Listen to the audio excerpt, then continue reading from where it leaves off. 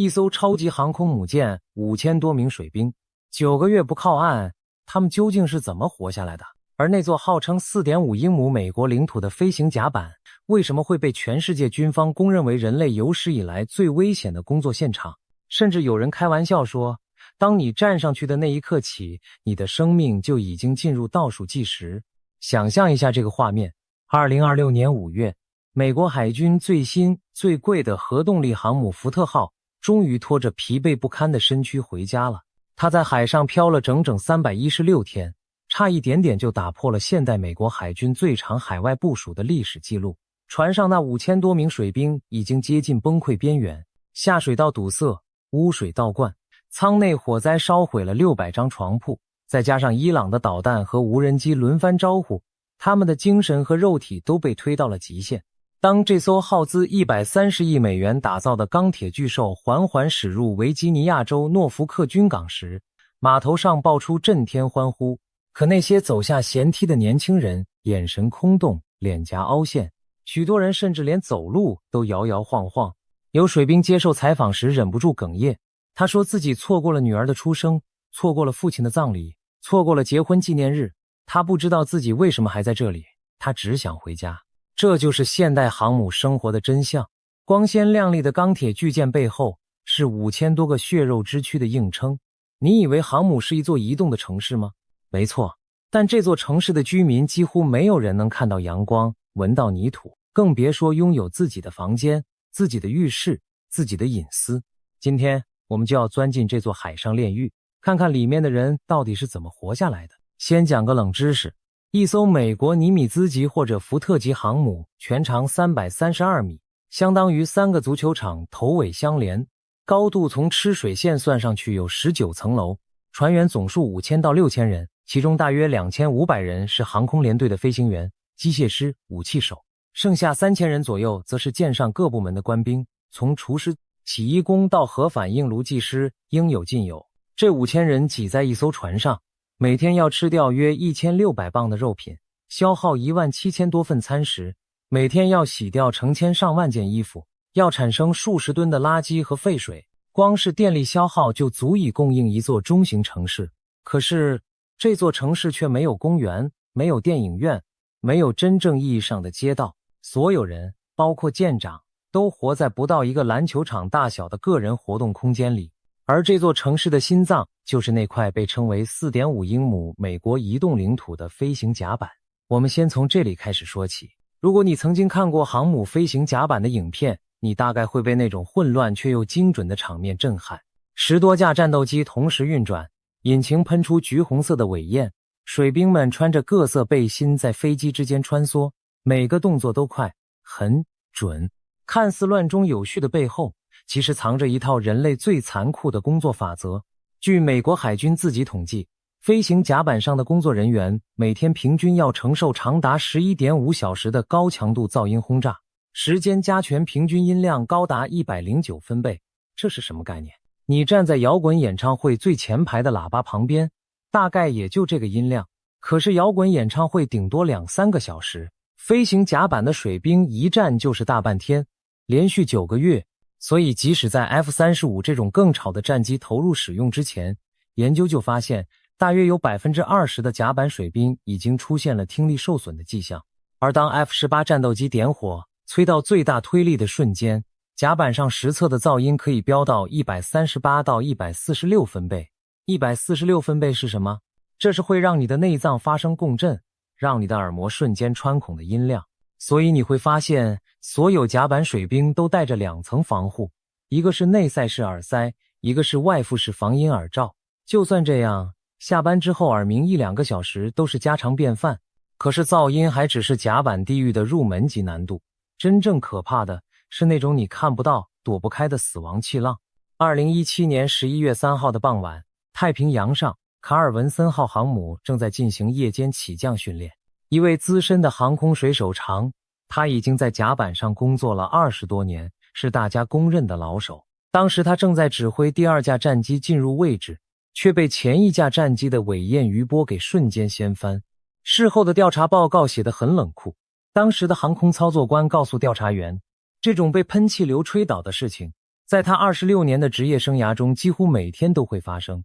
他说，当你被吹倒的瞬间，只有2种反应可以救命。第一，顺着被吹的方向继续向前狂奔，靠速度找回平衡。第二，立刻扑倒在甲板上，双手死死抓住地面上那个叫做副绳眼的金属环，任何迟疑，任何试图站稳的动作都等于送命。然而那天，那位老首长被吹倒之后，还没来得及做出反应，第2架战机的轮胎就直接从他的双腿上斩了过去。这就是飞行甲板，一个你站着的下一秒，就可能被一道你看不见的热浪掀翻，被一架你来不及躲的战机压碎，被一道脱钩的钢索抽断脖子的地方。更可怕的是飞机本身。我们先聊聊起飞。航母的弹射器整条足足300英尺长，藏在甲板下方。它能在不到2秒的时间里，把一架重达24吨的 F-18 战斗机从静止状态加速到时速240公里，0到240公里，不到3秒。这个加速度相当于赛车的5倍以上。在尼米兹级航母上，这套蒸汽弹射器一共有4条，理论上每20秒就能弹射一架战机升空。新一代的福特级航母则改用电磁弹射器，更安静、更精准，也更可怕。在弹射器启动的瞬间，你如果站在错的位置，整个人会像纸片一样被喷飞出去。再来说降落，这个动作在飞行员圈子里有一个别称，叫做受控坠毁。为什么？因为一架战机要从时速240公里的速度，在不到2秒的时间内，用大约96米的甲板距离刹停，靠的不是刹车片，也不是空气阻力，而是甲板上那4条粗如手腕的钢索，叫做拦截索。飞机尾部会放下一个叫做尾钩的金属钩，当它勾住其中一条拦截索的瞬间，全机的动能会被甲板下面巨大的液压装置瞬间吸收，并让飞机在300多英尺的距离内完全停止。一条拦截索可以刹停一架54000磅、时速150英里的飞机。你想想看，那条钢索承受的瞬间张力有多夸张？所以在现代航母的甲板上，拦截索每运作150次左右就必须整条更换，否则随时可能断裂。而一旦它在运作中断裂，那条反弹回来的钢索会像一条发了疯的钢鞭，横扫整个甲板。在美国海军的历史上，光是被拦截索抽中而当场丧命或者截肢的水兵就不知道有多少。飞行员瞄的是第4条拦截索中的第3条，这是最安全也是最有效的目标。他们绝对不会瞄第1条，因为它离甲板边缘太近，万一勾偏了，飞机可能直接坠海。勾住第3条，飞机可以在最理想的距离刹停，而如果这4条索全部都没勾上，飞行员不会减速，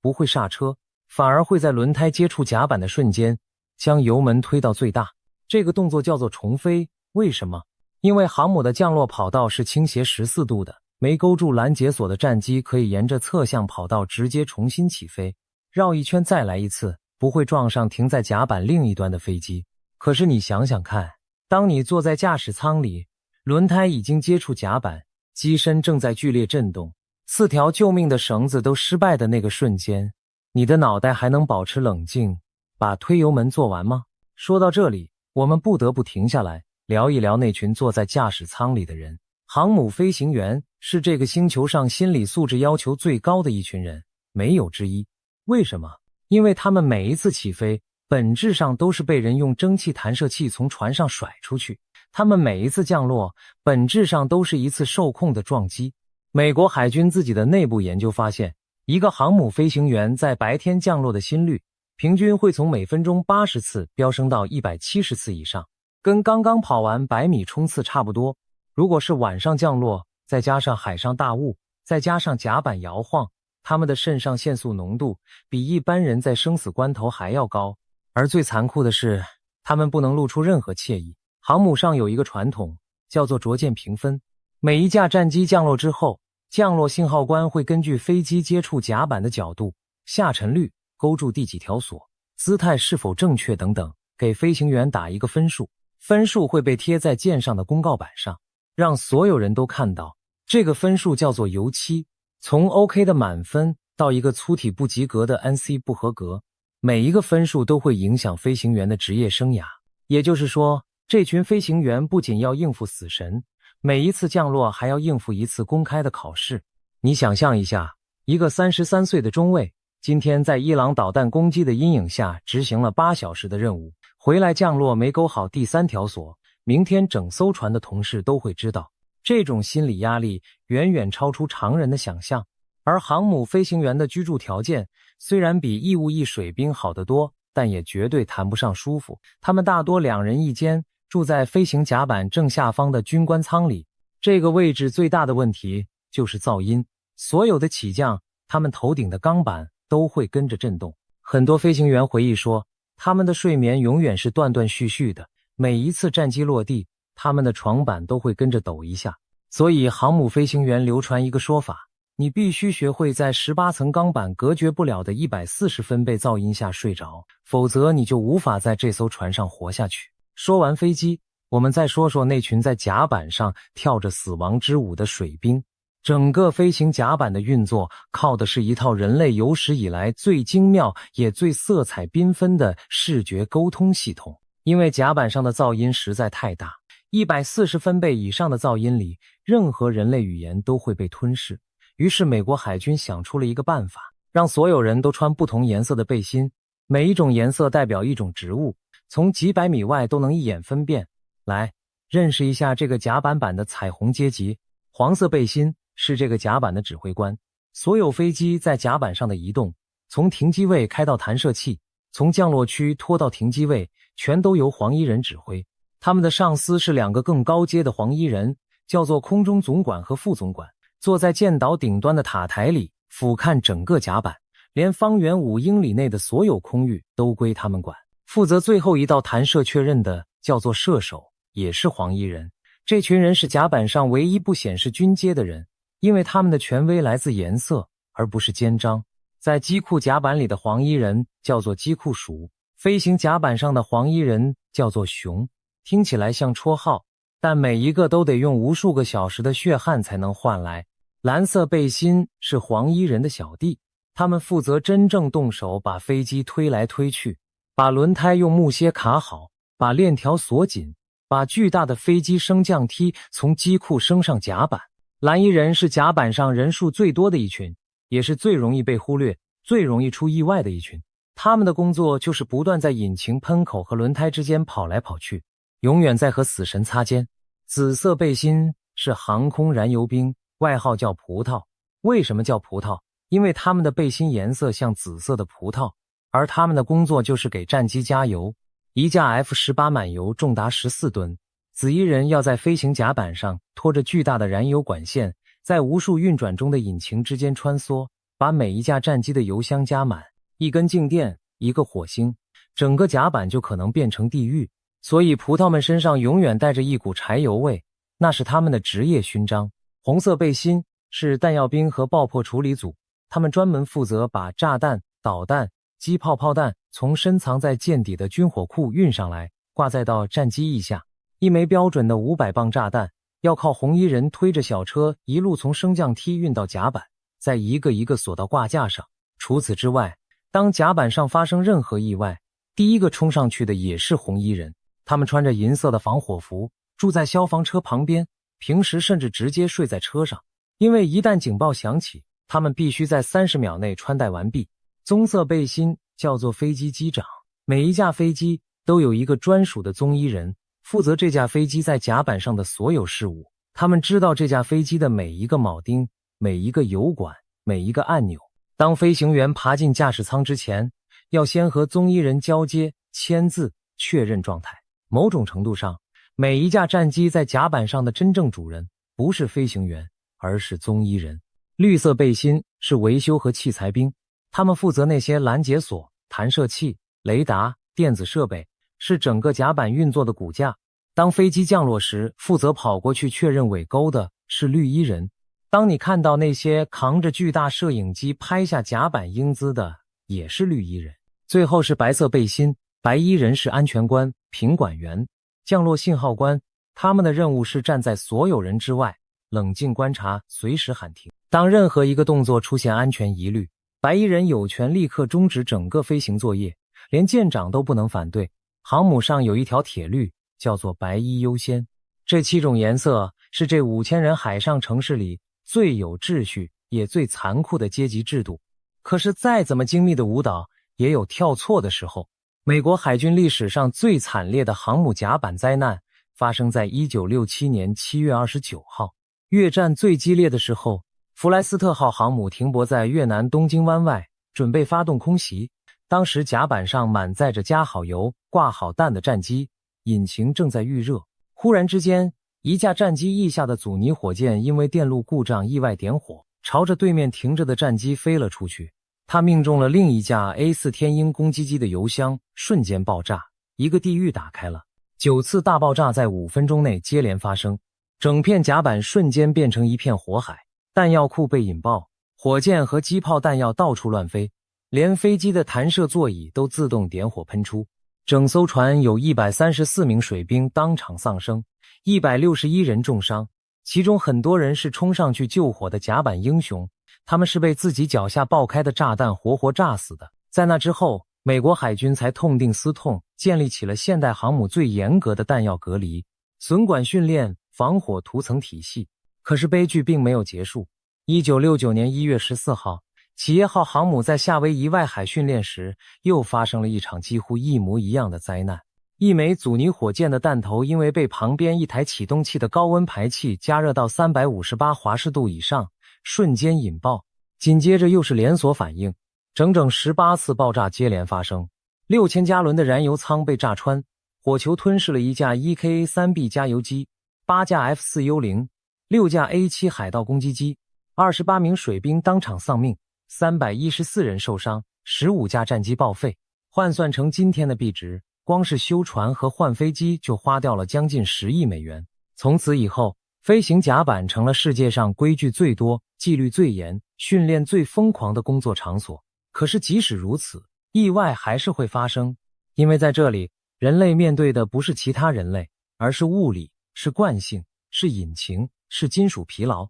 任何一个小数点后面的误差都可能变成一条人命。聊完了甲板上的地狱，我们现在跟着楼梯一路往下走，钻进这座海上城市的肚子里。如果甲板是地狱，那下面这个世界就是炼狱。从飞行甲板往下，第一层是机库甲板，这也是整艘船的主甲板。机库长达685英尺，宽110英尺，高25英尺，足足占了整艘船2/3的长度。这里停着超过60架战机、备用引擎、副油箱、各种维修设备。当你站在机库里，从一头望到另一头，视觉感受就像走进一个横躺的摩天大楼。机库被分成4个防火区，中间有可以滑动的巨型防火门，就是为了防止弗莱斯特号那样的火灾一旦发生，能立刻把火源切断。机库的两侧和船尾是维修部、电子部、武器部的各种工作室，水兵们24小时轮班，把每一架刚降落的战机检修、清洗、重新武装，准备下一个架次。机库工人也有他们自己的痛苦，他们不像飞行甲板的人那样面对死亡，但他们面对的是化学品和重金属的长期侵蚀。每一架降落的战机回到机库的时候，机身上都沾满了腐蚀性的盐雾，引擎内部还残留着高温燃烧的废气。机库水兵必须穿着防护衣，戴着呼吸面罩，钻进狭小的引擎舱里进行检修。一架 F-18 战机的全套检修流程足足有2000多个检查项目，光是一次起降之间的快检就要花上3到4个小时。当这些水兵把手伸进那个还在散发着高温的涡轮里时，他们知道每一个小小的疏忽都可能在下一次起飞时害死一个飞行员。所以机库的纪律之严跟甲板不相上下。机库的工作还有一个地狱级的隐藏关卡，那就是排气口测试区。在机库的船尾有一个对外开放的测试平台，叫做开放式引擎试车区。所有大修过后的引擎都要在这里进行全功率试车，确认没有问题才能装回飞机。试车的时候，整个船尾就是一面巨大的火焰盾，水兵们站在仅仅几米远的控制台后面，承受着金属壳体的高温辐射和震耳欲聋的轰鸣。一个资深的引擎测试员职业生涯结束的时候，几乎都带着严重的听力损失和轻度的肺纤维化，这是他们无法摆脱的职业病。再往下是核反应炉舱，福特号搭载了2座 A1B 核反应炉，是这艘巨舰的心脏。整个反应炉舱的工作人员全是经过最严格筛选和训练的核动力技师，他们的训练周期长达2年以上，几乎全是物理、化学、辐射防护的硬核知识。可是他们上船之后的待遇呢，比甲板水兵更惨。因为反应炉舱位于船舱最深处，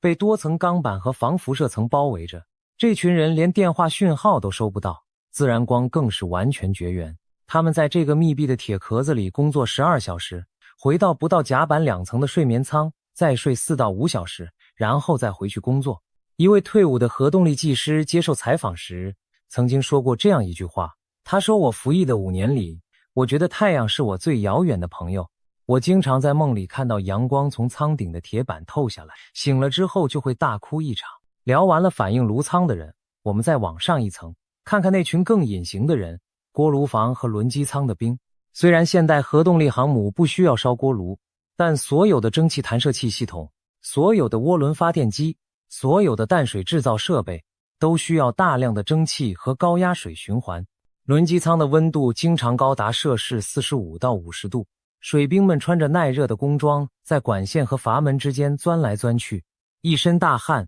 一轮班下来，工装可以拧出半桶水，可是他们不能脱衣服，因为这些管线一旦破裂，喷出的高压蒸汽会在瞬间把人烫死。在2017年福特号的一次蒸汽管线事故中，就有水兵因为防护不够完整，被高温蒸汽烫伤了整条手臂，从此职业生涯结束。再往下走，就是水兵们真正的家，第2层、第3层、第4层，甚至更深。航母的内部结构，从主甲板往上的楼层叫做01、02、03，往下的楼层才叫第1、第2、第3层。这种倒着数的方式是为了强调主甲板的中心地位，而所谓的家其实是一连串拥挤到极致的钢铁盒子。一般的义务役士兵要和大约60到96名同梯挤在同一个舱室里，每个人分到的是一个叫做 rack 的钢架床位。这种床位3层上下叠放，每一张床的长度勉强够你伸直脚，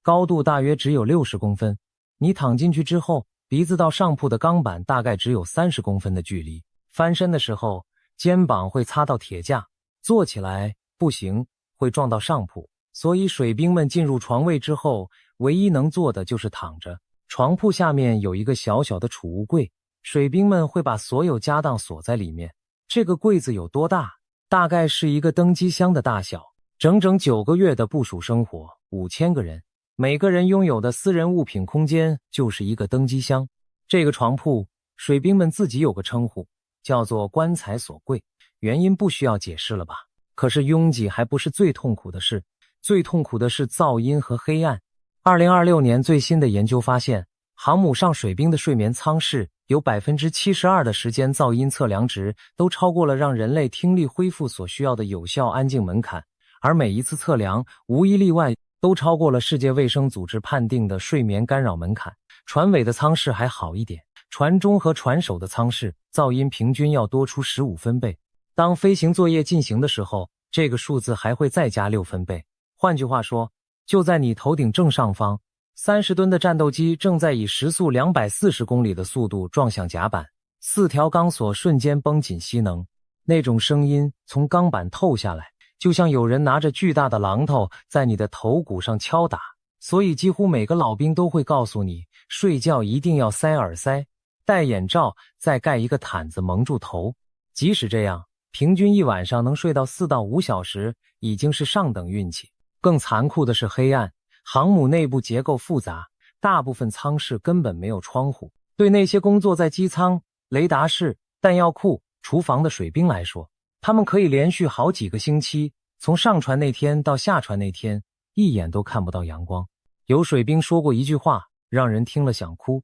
他说：我已经忘了蓝天是什么颜色，我只记得我们舱顶的灯是冷白色的。这座海上城市最先消失的不是隐私，不是自由，而是时间感。没有太阳，没有月亮，没有日出日落，只有24小时不停运转的人工照明和轮班警铃。很多新兵在上船的第1个月会出现严重的时间错乱，他们不知道现在是早上还是晚上，也不知道自己上次睡觉是几小时前还是几天前。可是水兵们还是要吃饭，吃饭是这座地狱城市里唯一还能感受到一点点正常生活的时刻。来看看这个天文数字，一艘像福特号这样的航母每天要供应大约17300份餐食，早餐、午餐、晚餐，再加上一个叫做夜哨餐的午夜餐，因为总有人上夜班。整艘船配备了93到114位专业烹饪兵，这些人都是从维吉尼亚州里堡的海军厨艺学校毕业的，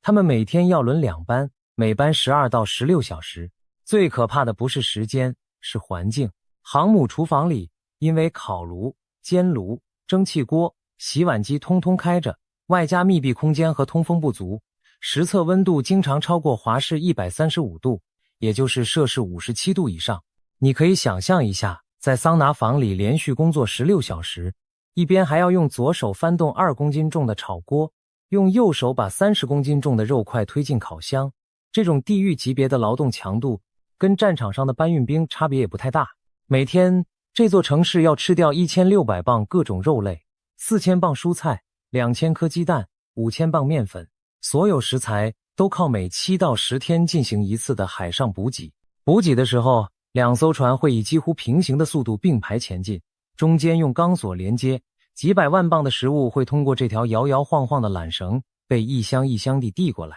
这个动作叫做 UNREP 海上补给，场面壮观到不行，可是补给兵的心情却是最紧张的，因为一旦2船距离稍微偏离，钢索就会崩断，整个补给作业就要立刻终止。水兵们吃饭的地方按照军阶分成几个不同的食堂，义务役士兵在最大的那一间可以坐到500-600人，桌椅都是固定在地板上的，因为船会摇晃。军官有自己的军官餐厅，可以坐着被服务生送餐，菜单也比较精致，舰长更不用说了，有自己的私人餐厅。福特号的伙食预算每天大约15万美元，平均一个人差不多30美元，比一般军营的伙食预算高了将近1倍。为什么？因为海军知道这5000人在这海上9个月能吃到一顿热乎乎的牛排，一块像样的蛋糕，一杯像样的咖啡，是维持他们不崩溃的最后一道防线。每个水兵过生日的那一天，厨房会在他的餐盘里放上一块特别准备的生日蛋糕，再加一张写着祝你生日快乐的纸卡，这是航母上最温柔的传统之一。可是在那么拥挤、那么吵杂、那么疲倦的环境里，这块小小的蛋糕往往足以让一个20岁的年轻人当场掉下眼泪。说完吃，我们再来说一个更尴尬可是不能不讲的话题，水和排泄物。5000个人挤在一艘船上，每天要消耗多少淡水？答案是大约40万加仑。所幸现代核动力航母有强大的海水淡化系统，可以边开船边制造淡水。可是5000个人加上各种机械、厨房、洗衣、清洁，这个淡水量还是非常吃紧。所以航母上有一条铁律，叫做海军淋浴。流程是这样：先打开水龙头，全身淋湿30秒，关掉水龙头，全身打肥皂2分钟，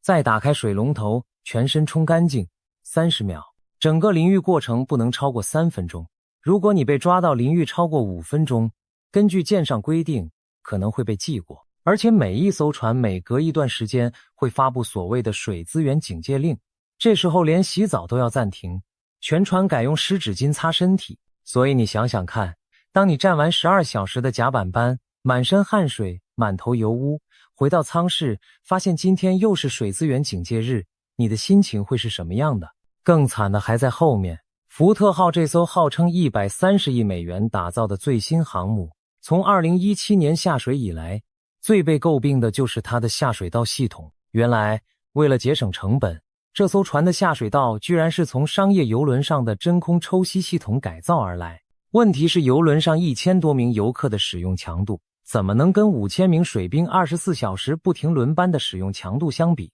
再加上水兵们很多人会把不该丢的东西丢进马桶，比如说毛巾、抹布，甚至大块的纸箱，结果可想而知，管线过细，真空负压不足，堵塞频繁。最严重的时候，福特号的下水道污水会从马桶倒灌回舱室，流进走廊，甚至渗到睡眠舱的地板上，整层楼臭气熏天。水兵们穿着拖鞋上厕所，脚底踩着的是各种你不想知道的东西。2026年初，福特号被紧急派往克罗埃西亚进行维修，主要原因之一就是下水道。可是维修还没做完，又被临时调去中东，于是水兵们就带着一艘漏屎的航母继续往战场开去。一份美军内部报告写得很直接，福特号的下水道危机不只是工程问题，已经变成了领导力问题。说到这里，我们就要进入这趟航母之旅最沉重、最残酷的一段心理。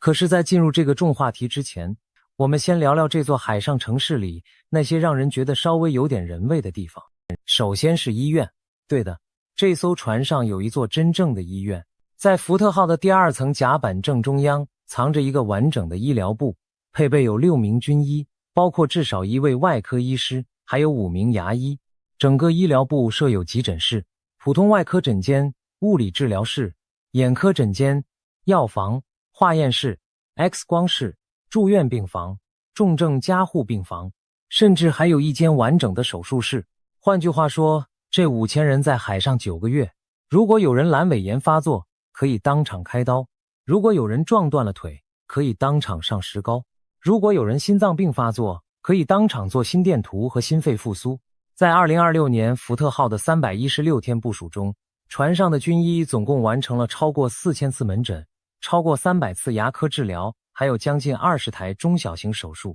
这对一座漂浮在大洋中央，距离最近的陆地医院可能有上千公里的钢铁盒子来说，已经是相当惊人的医疗能量了。可是医疗部也有它的限制，如果是真正的重大伤病，比如说大面积烧伤、脑出血或者复杂的腹腔手术，船上的设备就应付不了，这时候就要靠舰载直升机把伤患紧急送到最近的陆地基地，或者送到随行的医院舰上。可是这个过程往往要几个小时，甚至10几个小时，很多时候伤患还没到陆地就已经没救了。所以航母上有一句残酷的话，在船上受伤可以，但不能伤得太重。接下来我们聊聊洗衣房。一艘航母上每天要产生多少脏衣服？答案是约8000到1万磅。整个洗衣房是24小时运作的，配备数十台工业级洗衣机和烘干机。水兵每个礼拜会把自己的脏衣服装进一个专用的洗衣袋，袋子上面要写好自己的编号，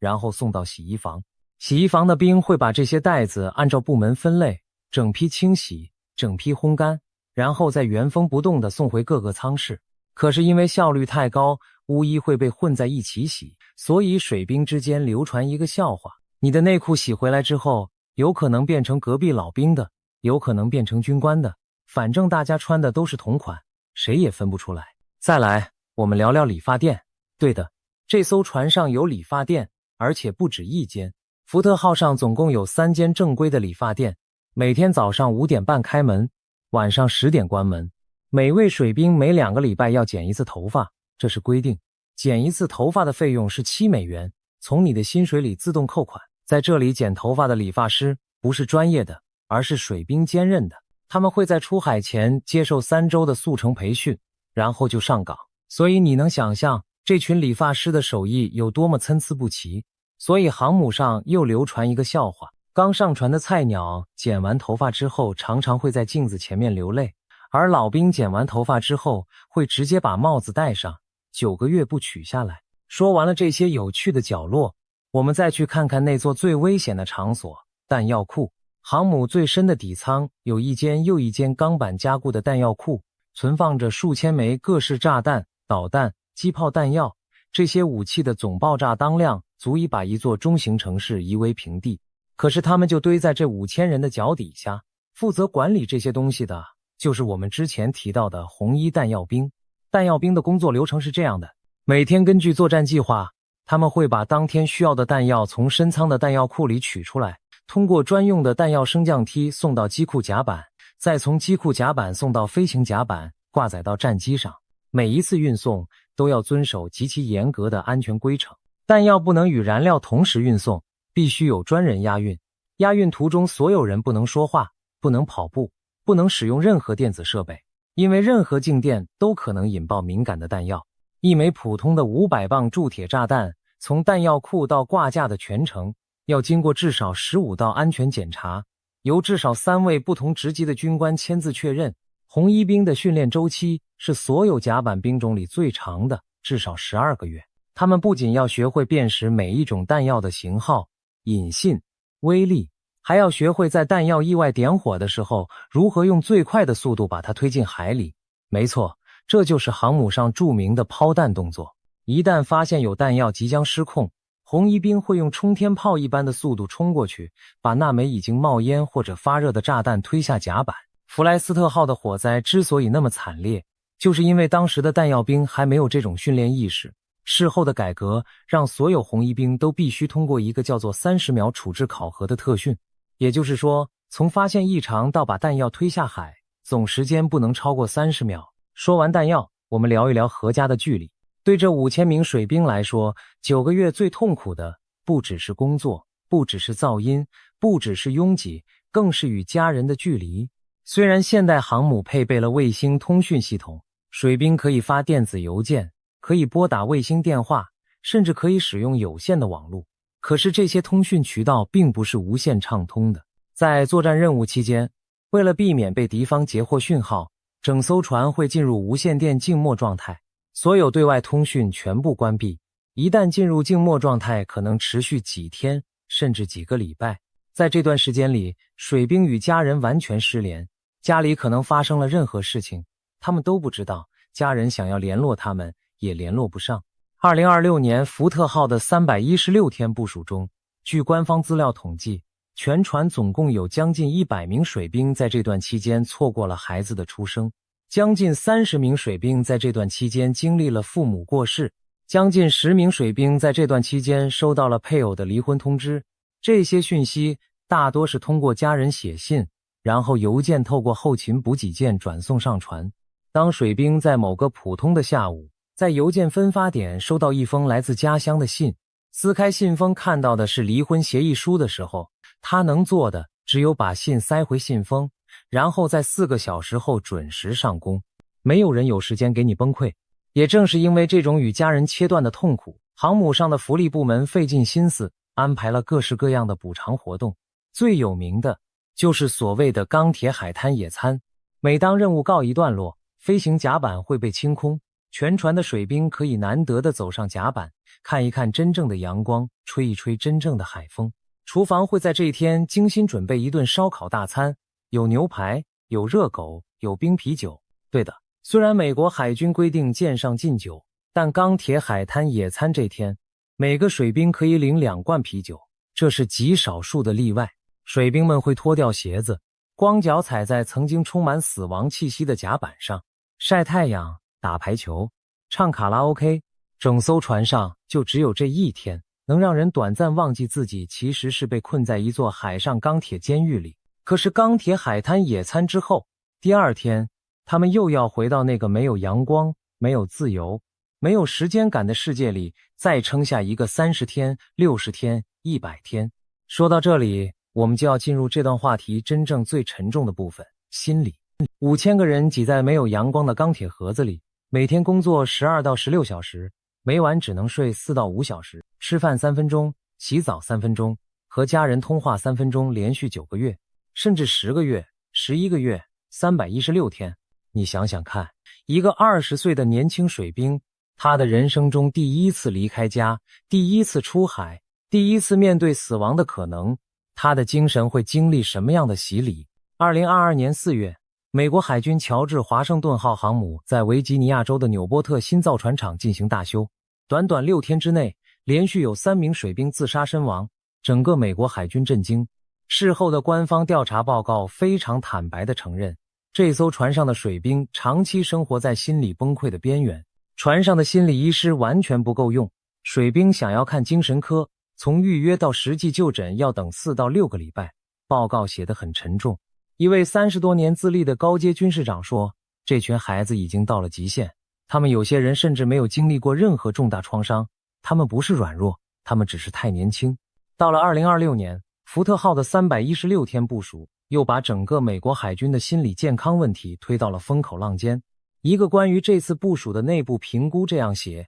士气不只是低落，而是正在崩解。一份美国国家卫生研究院的报告也警告说，这种程度的长期部署加上战争阴影，加上下水道崩溃，正在制造出整整一代有战争后创伤症候群的退伍水兵。在这种濒临崩溃的环境里，美国海军想出了一些非常温柔的对策，其中之一就是治疗犬。2026年5月，福特号回到家乡的时候，船上有一只特别的乘客，它叫做赛吉，是一只拉布拉多犬。它在这艘航母上服役了整整8个多月，每天的工作就是在走廊里走来走去，在舱室里和水兵们摇尾巴，在饭后让孤独的年轻人抱着它哭。他的影片在退役那天被海军公开，引爆了无数人的眼泪。一位水兵在访问时说，当我想到家，想到我那4岁的儿子可能已经认不出我了，我就会去找赛吉，把脸埋进他的毛里，这样就没人会看到我在哭。这就是现代航母生活的真相。一群被训练成战争机器的年轻人，最终靠着一只温柔的狗，一块生日蛋糕，一封断断续续的家书，撑过了人生中最漫长的9个月。也许你会问，既然这么苦，这么累，这么危险，这么摧残人，为什么还要派出航母？为什么还要把5000个年轻人关进这座钢铁地狱9个月？答案很冷酷，也很现实。航母的存在本质上不是为了战争，而是为了威慑。一艘核动力航母，加上它带的80多架战机，4到6艘护卫舰，1到2艘攻击前舰，组成的航母打击群是当今世界上最具有战略下阻力的武器系统。它不需要征得任何国家的同意，就可以航行到地球任何一个角落。它不需要任何陆上基地，就可以随时对1000英里以内的目标发动空袭。它是一面流动的国旗，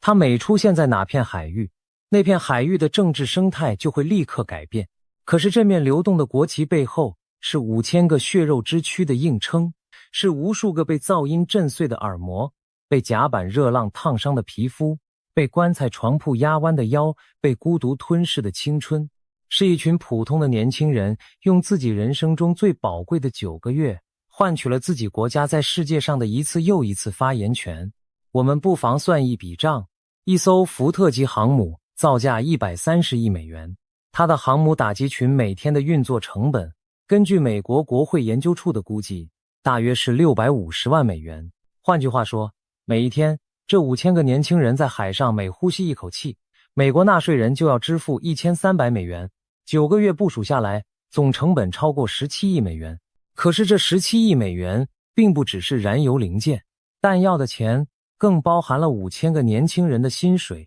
医疗、保险、抚恤。而对美国海军来说，航母的真正成本还不止如此。一艘福特号从规划到下水到形成战斗力，总共花了将近20年的时间。它预计要服役50年，要横跨几代水兵的职业生涯。算下来，这艘船一辈子大概要培养和消耗将近10万名水兵，他们每一个人都会在这座地狱里度过人生中最重要的青春时光。那么，世界上其他国家的航母生活又是什么样的呢？我们先看英国。英国皇家海军的最新航母伊丽莎白女王级、威尔斯亲王号和女王号，每艘船上的水兵大约1600人，是美国航母的1/3。英国航母的生活条件要比美国好上一个层次，每位水兵的床位空间大约有美国水兵的 1.5 倍，厨房供应的伙食也以欧式风味为主，甚至会定期提供烤袋鼠肉这种少见的特色菜。